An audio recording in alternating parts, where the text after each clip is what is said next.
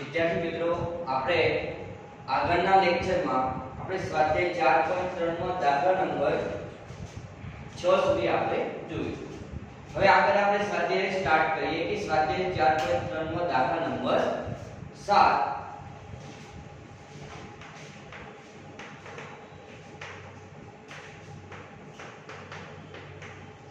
હવે દાખલા નંબર 7 માં આપણે શું કહેવામાં આવ્યું છે કે ધોરણ 9 માં બે વિદ્યાર્થીઓની એમના નામ છે યામિની અને ફાતિમા. હવે એમને ભૂકંપગ્રસ્તમાં પ્રધાનમંત્રી રાહત ફંડમાં એમને સંયુક્ત રીતે 100 રૂપિયા ફાળો આપેલો છે. તો આનો આપણે દ્વિચલ સમીકરણ બનાવવાનું છે.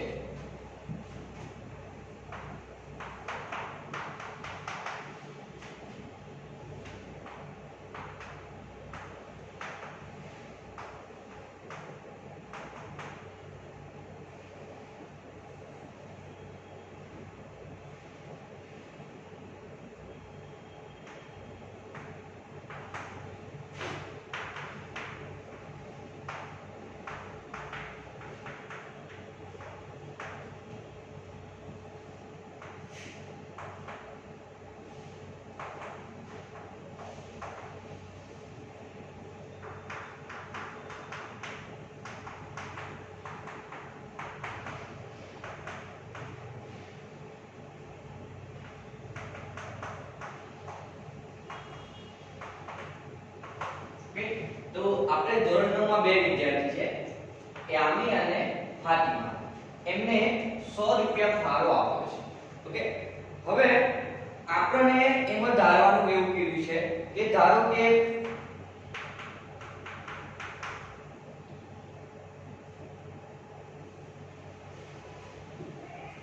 આપણે ધારી લીધી બે વિદ્યાર્થીઓ છે, તો આપણે x અને y રૂપિયા ધારવાના છે.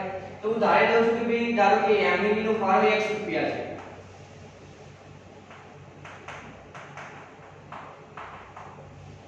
બરોબર, અને ફાતિમા નો ફાળો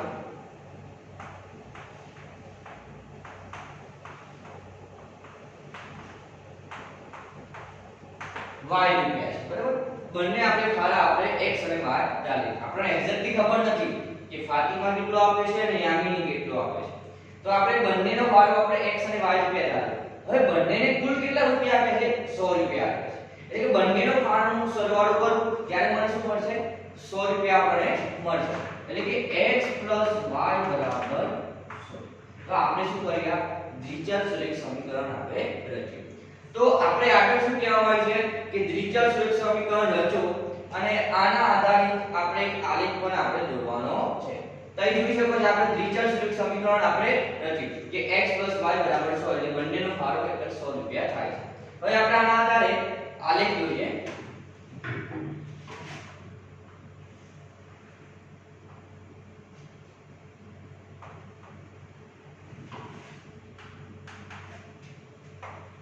ચલો, હવે આપણે આલેખ તો દોરજો, પણ આપણે આની શું કરવું પડે? કિંમત મેળવવી પડશે.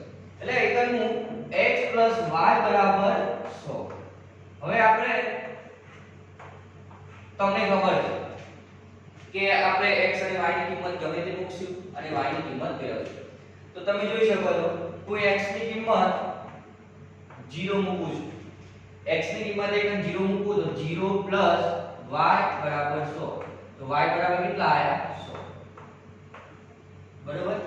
ચલો, એ જ રીતે હું x ની કિંમત 100 મૂકું છું. x ની કિંમત 100 મૂકું છું એટલે x બરાબર 100. x બરાબર 100 મૂકું તો 100 y બરાબર 100 તો y બરાબર 0. એટલે y બરાબર કેટલા આયા? 0. હવે આપણે ગમે તે કિંમત લઈ શકીએ, 20 લઈ શકીએ, 50 લઈ શકીએ, બરાબર. તો આપણે મેં બે કિંમત લી. આપણે હંમેશા યાદ રાખવાનું કે હંમેશા આલેખ એ પ્રમાણે આવવો જોઈએ કે આપણને x અને y અક્ષ પર છેદ બિંદુ મળે, એટલે જેથી કરીને આપણે આલેખ મળી શકે, બરાબર. તો આપણે બે બિંદુના આધારે છેદ બિંદુ મળી શકે છે, એટલે હું ફક્ત અને ફક્ત બે બિંદુ એકમ મેળવું છું. હવે આ બંને બે બિંદુનું આલેખ પર નિરૂપણ કરીએ. હવે તમે જોઈ શકો છો કે આપણે આલેખ પર 1 2 3 4 5 6 લેશું તો આપણે શું થશે કે આલેખ આપણે એકદમ સમાય નહીં. માટે આપણે કિંમત વધારે છે, માટે આપણે એક એકમ બરાબર વધારે આપણે લેવું પડશે. એટલે હું 20 40 નો તરીકે લઉં છું 20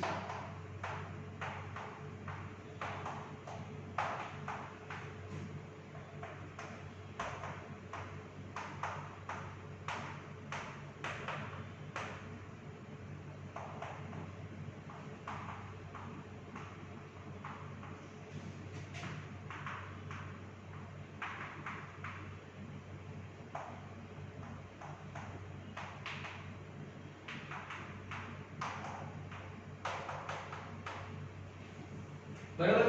હવે મેં આલેખ પર 1 એકમ બરાબર 20 મેં વિચાર્યા છે। હવે બંને પર આપણે આ રીતે મેં બિંદુ x અને y અક્ષ પર મેં બિંદુ નિરૂપણ કરી દીધું। હવે આપણે આના આધારે આપણે આલેખ પર કરીએ તો 0 x બરાબર 0 તો y બરાબર 100 x બરાબર 0 તો y બરાબર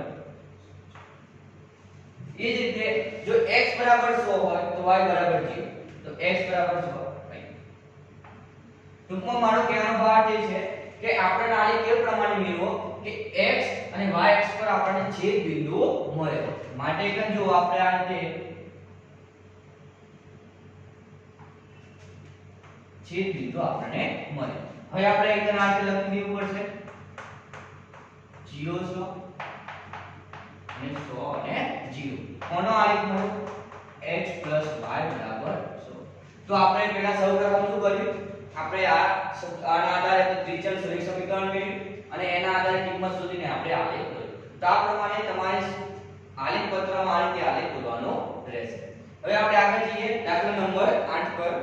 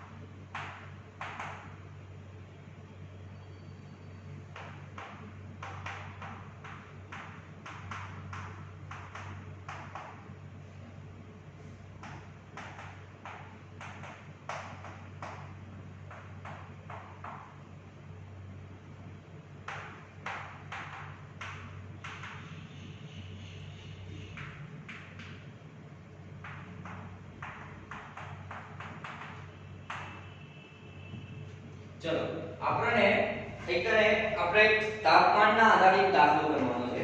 આપણે એવું કહેવાય યુએસએ અને કેનેડા જેવા દેશોમાં તાપમાન ફેરનહીટ એટલે કે તાપમાન માપવાનો એક એકમ છે। એ જ રીતે ભારત જેવા દેશમાં આપણે તાપમાન સેલ્સિયસમાં મપાય છે।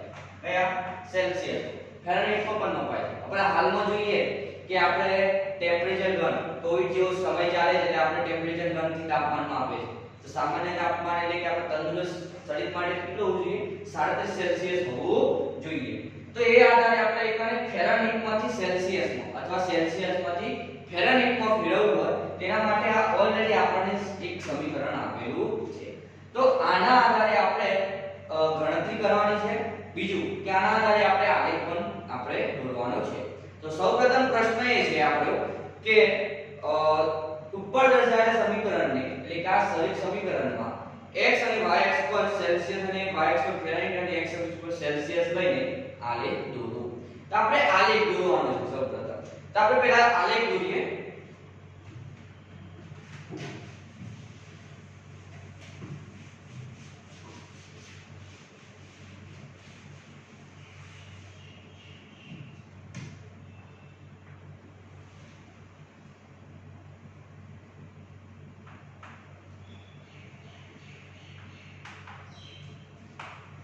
x અક્ષ ને y અક્ષ હવે તમને રકમો કહેવામાં આવી છે કે x અક્ષ પર તમે સેલ્સિયસ લો એટલે કે આપણે સેલ્સિયસ લેવાના છે ઓકે અને y અક્ષ પર તમે ફેરનહીટ લો બરાબર ફેરનહીટ હવે એ આધારે આપણે આલેખ દોરવાનો છે।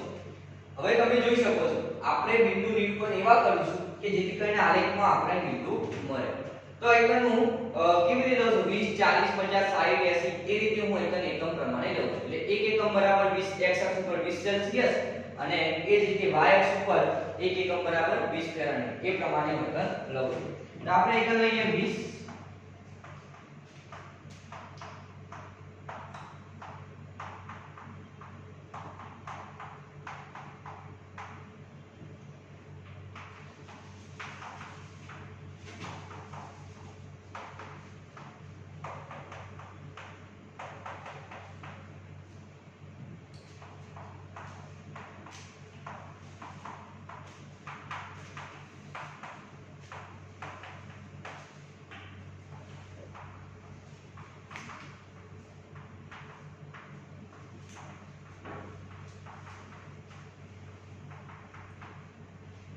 હવે મેં x અને y અક્ષ પર સૌપ્રથમ આપણે શું દોર્યું કે ફેરનહીટ અને સેલ્સિયસ અને ફેરનહીટ વચ્ચે આપણે આલેખ દોર્યું હવે આપણે પહેલો બીજો પ્રશ્ન એવો છે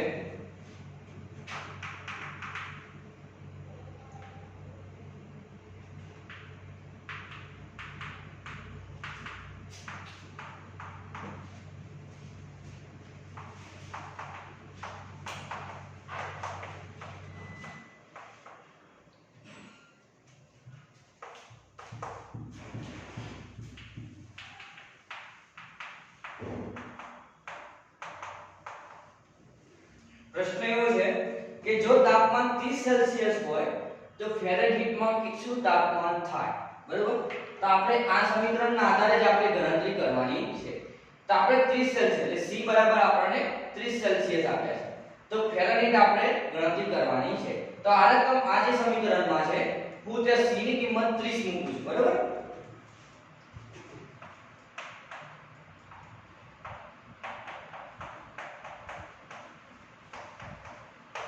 c બરાબર 30 મૂક્યા તો આપણે જો 5 6 30 9 6 54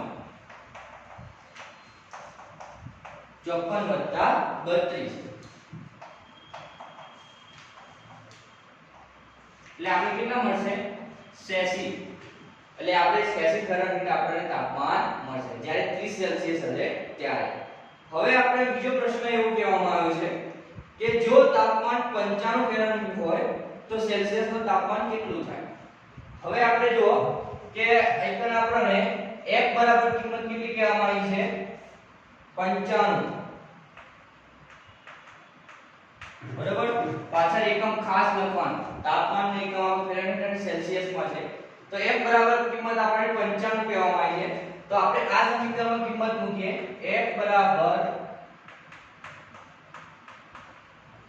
32 હવે f ની કિંમત કેટલી મૂકવાની છે 95 9/5c + 32 બરાબર હવે આપણે પહેલા શું કરશું હંમેશા કે 32 ને આપણે આ સાઈડ લાવશું એટલે 55 - 32 9/5c કેટલા આયા 63 9/5c હવે આપણે મારે c ની કિંમત શોધવી છે તો c બરાબર 9/5 એટલે ગુણાકારના સંબંધમાં છે હવે 9/5 ને બરાબર ની આ સાઈડ તો અંશ અને છેદ ઉલટાઈ જશે એટલે 5/9 થશે એટલે c બરાબર 63 ગુણ્યા 5/9 એટલે 9 સત્તા 63 એટલે c 7 પંચા 35 એટલે 35 સેલ્સિયસ મને તાપમાન મળ્યું જ્યારે 95 ફેરનહીટ હોય ત્યારે મને સેલ્સિયસ તાપમાન કેટલું મળે 35 સેલ્સિયસ મળે છે તો આપણે આ બિંદુ નોંધતા રહેવાના છે કારણ કે આપણે આલેખ પર દર્શાવશું બરોબર એટલે બીજું એક આપણને પહેલા એક બિંદુ મળ્યું જ્યારે તાપમાન 30 હતું બરોબર આઈકન આપણને x બરાબર સેલ્સિયસ 30 એટલે કેટલું મળ્યું આપણને 86 એ જ રીતે બીજું આપણને જ્યારે 95 હતું વાયુ તો કેટલું મળ્યું 35 બરોબર આના આધારે આપણે આલેખમાં દર્શાવશું હવે એ જ રીતે આગળ આપણે શું કીધું છે જો તાપમાન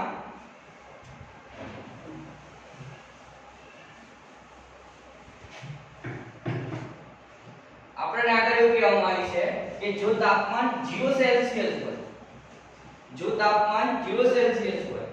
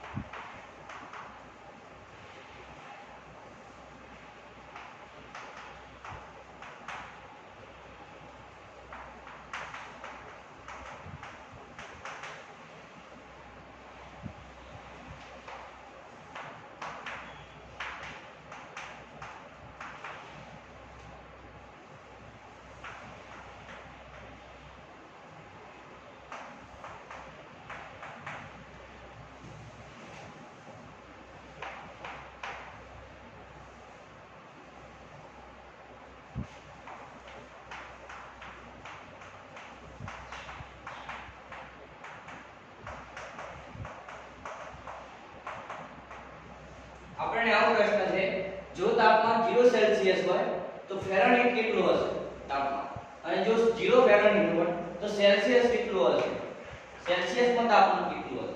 એટલે આપણે કિંમત આપણે c બરાબર 0 મૂકીએ તો આપણને f2 એટલે કે ફેરનહીટમાં મળશે, અને જે f બરાબર 0 મૂકશું ત્યારે આપણે સેલ્સિયસમાં કેટલું હશે તાપમાન આપણને મળશે. તો આપણે આમાં સમીકરણો મૂકીએ.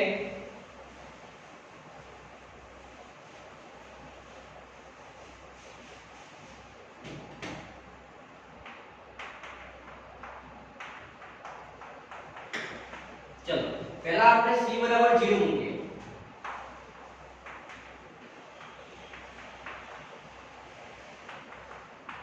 હવે આપણે આ ગુણાકારના સંબંધમાં છે એટલે 0 સાથે ગુણીએ તો 0 જ આવે, એટલે આપણને તાપમાન કેટલું મળશે 32 ફેરનહીટ જ્યારે c બરાબર 0 હોય ત્યારે. હવે આપણે f બરાબર 0 હોય ત્યારે, f બરાબર 0 હોય ત્યારે આપણે જો એક સમીકરણની કિંમત મૂકીએ f બરાબર 0 9/5 c + 32. હવે આપણે શું કરીએ કે જે તાપમાન 32 છે હું આ સાઈડ લઉં એટલે 0 - 32 એટલે -32 થશે 9/5c. હવે 9/5c શું છે એકદમ ગુણાકારમાં છે, હું આ સાઈડ લઈ એટલે એના અંશ અને છેદ ઉલટાઈ થશે એટલે c બરાબર -32 * 5/9. હવે આપણે 32 ને 9 વડે ભાગો એટલે હું શું કરું છું c બરાબર 32 * 5 કરી દઉં છું એટલે આપણને કેટલા મળશે 160 બરોબર. હવે 160 ભાગે આપણે 9 કરી દઈએ તો આપણને 9 * 9 પછી 9 માં આપણે 9 માં 16 આપણે બાદ કરીશું એટલે કેટલા મળશે અને 9 * 8 9 * 7 = 63 એટલે સમથિંગ આપણે 17.7 જેટલું આપણે તાપમાન મળશે, 17.7 જેટલું આપણે તાપમાન મળશે બરોબર. હવે આપણે જ્યારે 0 બંને તાપમાન મૂક્યા ત્યારે મને ફેરનહીટ અને આ પ્રમાણે મને તાપમાન મળે. હવે આપણને આના આધારે એટલે કે બીજા એક બિંદુ મળ્યા કયા જ્યારે તાપમાન એટલે કે જ્યારે તાપમાન c બરાબર 0 હતા, c બરાબર 0 હતા ત્યારે મને તાપમાન ફેરનહીટમાં કેટલું મળ્યું 32. એ જ રીતે જો ફેરનહીટ 0 હતા ત્યારે મને -17.7 બરાબર 0 બરાબર. કેમ આ બિંદુનું નિરૂપણ આપણે આલેખમાં કરીશું એટલા માટે હું આ પ્રમાણે નોંધ કરું છું. હવે આપણે આગળ એક લાસ્ટ ક્વેશ્ચન છે કે લાસ્ટ ક્વેશ્ચન શું છે, જો ફેરનહીટ અને સેલ્સિયસમાં સંખ્યાત્મક રીતે સમાન હોય તેવું તાપમાન હોય અને જો હોય તો શોધો. તો સંખ્યાત્મક રીતે એટલે તમને એવું કહેવા માંગે છે કે તમે જે કિંમત મૂકો છો એ કિંમત સેલ્સિયસ અને ફેરનહીટમાં સમાન હોય બરોબર. તો આપણે એ કિંમત શોધીએ.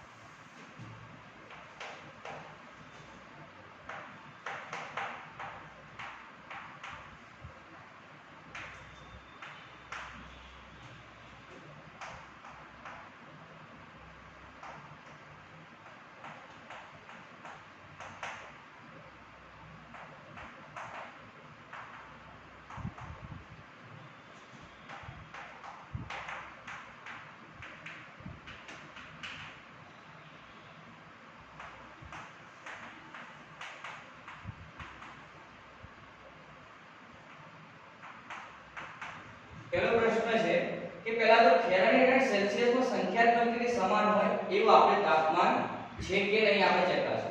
તો આપણે જે સમીકરણ છે f બરાબર 9/5c + 32 સેલ્સિયસમાં ફેરનહીટ અને ફેરનહીટમાં સેલ્સિયસમાં ફેરવવા માટે સમીકરણ છે. હવે આમાં તમે જોઈ શકો છો કે એવું આપણે કઈ તાપમાન લઈએ તો જેથી કરીને મને એક જ કિંમત મૂકું એ જ કિંમત મને ફેરનહીટમાં મળે બરોબર. તો એક જો ધારો કે ચલો હું c ની કિંમત મૂકું છું એક બરોબર. તો c ની કિંમત એક આપણે 40 સેલ્સિયસ મૂકું છું. ચલો c બરાબર 40 મૂકું છું તો 9 ગુણ્યા 5 40 પ્લસ 32 એટલે શું છે 5 અઠ્ઠા 40 9 અઠ્ઠા 72 72 વત્તા 32 એટલે કેટલા થયા 4 ને 104 માટે આપણે સમાંતર નથી બરોબર એટલે એ આપણે c બરાબર 40 નથી બરોબર ચલો હવે હું બીજી એક કિંમત લઉં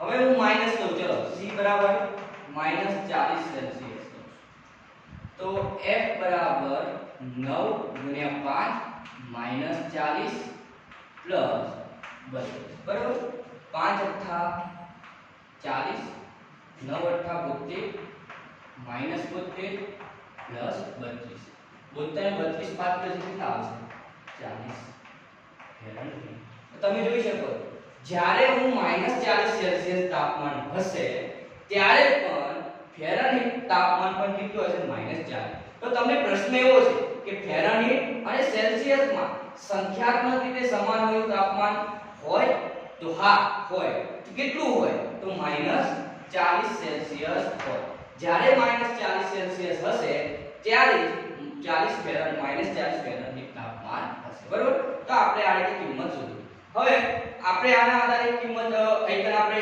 આલેખ પર આપણે બિંદુ નિરૂપણ કરી દઈએ બરોબર તો પહેલું આપણે છે 30 અને 80 હવે તમે આપણે એક આલેખ ને પ્રમાણે એકમ પ્રમાણે ગણેલો છે તો એક મને સરખા એકમ નથી તો એટલા માટે હું શું કરું છું અમુક હવે થોડા બિંદુ આગળ પાછળ છે તમારે શું કરવાનું છે આલેખ પત્રમાં કે બને તો સુધી સરખા એકમ પ્રમાણે ગણત મૂકવાના અને લાઈન પણ જોવાની બરોબર જો લાઈન જોજો તો તમને એવું રહેશે બરોબર તો પહેલા છે 30 અને 80 એટલે કે જો તમને તાપમાન એટલે કે સેલ્સિયસ તાપમાન કેટલું છે 30 તો એનું કેટલું હશે 86 બરોબર 86 તાપમાન હશે તો આ જો હશે 30 એટલે 20 અને 40 ની વચ્ચે હશે આપણે સમજી લીધી બરોબર તો આપણે 86 કેટલા 100 અને 80 ની વચ્ચે હશે એટલે બિલકુલ 80 ની થોડી ઉપર ઓકે ચલો એ જ રીતે 35 અને 55 હવે 35 અને 55 એટલે 40 ની આ સાઈડ થોડું આપણે સમજી લઈએ અને 55 એટલે 100 ની થોડી નીચે બરોબર ચલો આગળ એક બીજું છે 0 તો 32 એટલે કે x બરાબર 0 તો y બરાબર 32 હવે 32 કેટલા હશે 20 અને 40 ની થોડી નીચે બરોબર 40 ની થોડી નીચે હવે આપણે એ જ રીતે જો 17.7 -17.7 એટલે આપણે સમજી લઈએ એપ્રોક્સીમેશન 18 બરોબર હવે એપ્રોક્સીમેશન 18 સમજી લઈએ પણ કેટલા છે -18 હવે -18 કેટલા છે 8 બરોબર હવે બીજું પણ આપણે એક તાપમાન શોધ્યું છે સંખ્યાત્મક રીતે જ્યારે -40 હશે ત્યારે પણ ફેરનહીટ કેટલું હશે -40 એટલે -40 આપણે આ રહ્યા તો બીજા -40 ક્યાં છે આપણે આ રહ્યા તો તમે જોઈ શકો છો બરોબર તો તમને આ પ્રમાણે આપણને આલેખ મળે છે આઈકન ભલે થોડો વાંકો ચૂંકો છે કારણ કે તેનું માપ સમાન નથી એટલા માટે તમે જ્યારે આ આલેખ પત્રમાં દોરશો ત્યારે તમને એક સ્ટ્રેટ લાઈન મળશે બરોબર સૌપ્રથમ તો કોણ જે બિંદુ તમે દર્શાવેલા છે આઈકન એ બિંદુ તમારે દર્શાવવાના રહેશે